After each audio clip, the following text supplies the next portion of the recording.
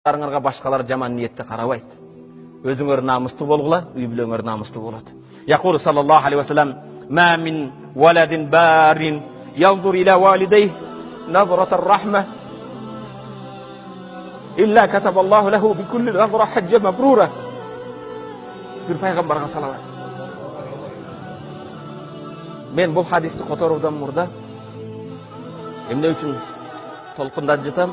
Кайсы бир бенде, кайсы бир бала ата-энесинин жүзүнө мээримдүүлүк менен караса, атакем мени өстүргөн атам, мени эмизген энем сүйүп ошолорго мээримдүүлүк менен караса, илля катабаллаху лаху би кулли назра хаджа мабрура.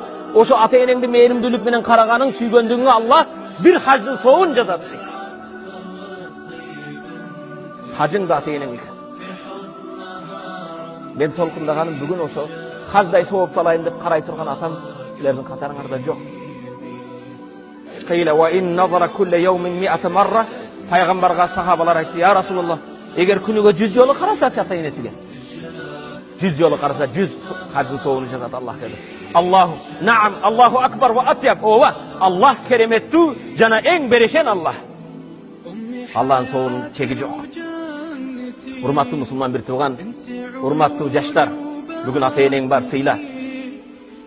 Мээримиңди, сүйүүңдү бир гана чачтуу эшан болгон аялыңа карай өрбө. Ата-энеңди сыйлагын, урматтагын, жүздөрүнө карап мээримдүүлүк менен, көзүң менен алайба. Аларга эшикти каттуу жаппагын, кайшы айтышпагын. Ола тaqul уффин. Аллах таала ата-энеңе уф деген сөздү да ыраа көрбөйт. Бүгүн мен угуп жаткан бул жерде кээ бир аксакалдар мага окшоп, кана бүгүн атам болсо жүзүнө 100 жолу мээрим менен карасам дейт. Хаттиңай бирок жок.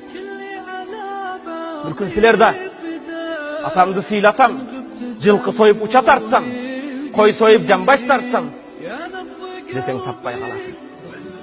Өткөндө бир жаназага бирөөдүн машинеси менен баратам. Мусулман бир тууган айтат: "Апам Ташкентте туугандарымы алып барып кел" dedi. "Апа, убакыт жок дейм, бизнес, акча, жумуш, чуркайым.